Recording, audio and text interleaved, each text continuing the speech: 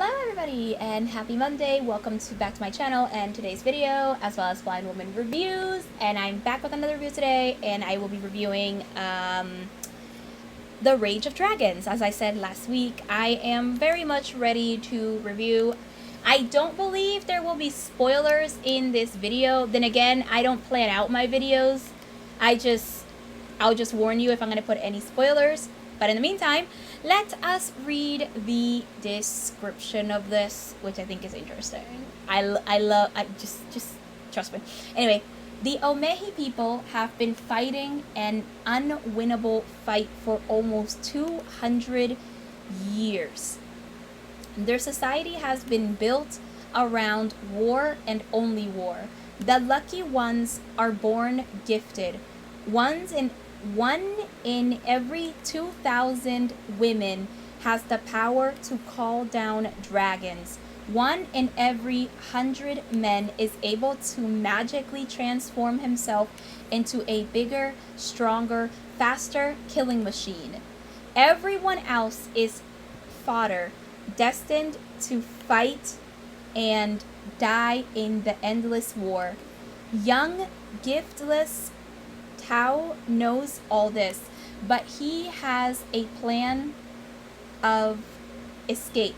He's going to get himself injured, get out early, and settle down to marriage, children, and land. Only he doesn't get the chance. Those closest to him are brutally murdered, and his grief swiftly turns into anger. Fixated on revenge, Tao dedicates himself to an unthinkable path. He'll become the greatest swordsman to ever live, a man willing to die 100,000 times for the chance to kill the three who betrayed him. So, let's start with the simple fact that I love this type of revenge story. I'm all for it because I like revenge stories. They're interesting. You get to follow a character that's seriously into the whole revenge thing. And you get to follow an interesting character in general. Tao makes an interesting character to follow. I mean, I usually prefer following female leads, but that's okay because I also am okay following male leads, and I think Tao makes an interesting male lead, and it's not like we don't get female point of views in this story. We actually get pretty good ones, I feel. Oh wait, no guys, I'm wrong. I've been meaning to read this book for 1 year. It was published literally last November. I didn't realize it. Anyway, sorry. That's just something I messed up on. Anyway, I like following Tao. We mainly follow Tao, but we do get other point of views sprinkled in when they're necessary, which I think is interesting. This is written in third person, mostly subjective third person, as I call it. It does turn mostly, it's basically subjective, and then when it changes point of views, it remains subjective. It is kind of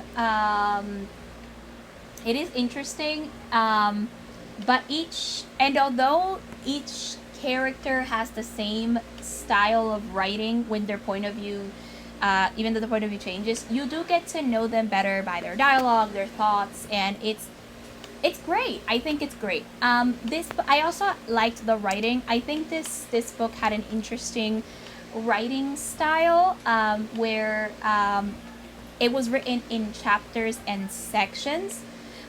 Basically, you have like a main chapter, but sometimes they had a couple of other sections. I will say that this book, depending on what your reading tastes are like, I don't think this book is for everybody, because just like every book is not for everyone, but this one specifically is military fantasy, so you're kind of like in a military setting. It's a military culture, very well made, by the way, and there's a fight scene pretty much in every chapter. There's always fighting. It's like it moves from fight scene to fight scene. So if that's not for you, this book might not be a good catch. But I like action and I like fantasy, and it kind of works in my way. I think the magic of this world is not too heavy-handed. It's well designed, and it's in the mythos. I learned more about the mythos in the second book, but like the basic mythos that comes into that is explained is interesting. I like books where the lore in mythos is somehow, like, we talk about the lore in mythos. I think the lore in mythos of any magically, like any book that has magic, that has lore in mythos, catches my attention very quickly. So I love lore, I love mythos, and I like that some of this stuff is explained here. And I love it a lot. I think it works out perfectly. The magic is well defined, but also not heavy-handed, where it's like it has too many rules. It's like too hard or too soft. It's kind of like right in the middle. I think the magic system feels like it's in the middle of soft and hard, but I think it's perfectly balanced. And although this has a lot of fighting, and mainly a lot of fight scenes, I feel like this book also has a well-balanced emotions, and you have emotional balance, and it's actually pretty interesting. I will say that this is adult fantasy. I don't think this works as young adult. I feel like this is more adult. Not just because of the violence, but because there is a pretty graphic sex scene. So I do think this is more adult than anything else. So I don't think this will fit my teen readers. So if any teens are watching, so yeah, this is not for. I don't feel that this is for any teen reader, but everyone is at a different level of reading. So read what you like, and you're mature, and I just feel like this is kind of for, a higher age adult, maybe or a more mature person. It feels kind of like a mature audience. There's not a lot of sexual context, but stop. My echo just went off. But it is pretty heavy on the violence. It is pretty heavy on there is So it is interesting. There is a bit of a romance in this book, but it isn't so heavy-handed that it's like it's not there so much of the book. It's barely a subplot, and because of that, I didn't care enough about it, but I also didn't feel the need to take away a star from the book, because everything else was... Oh no. Okay, guys, give me a second.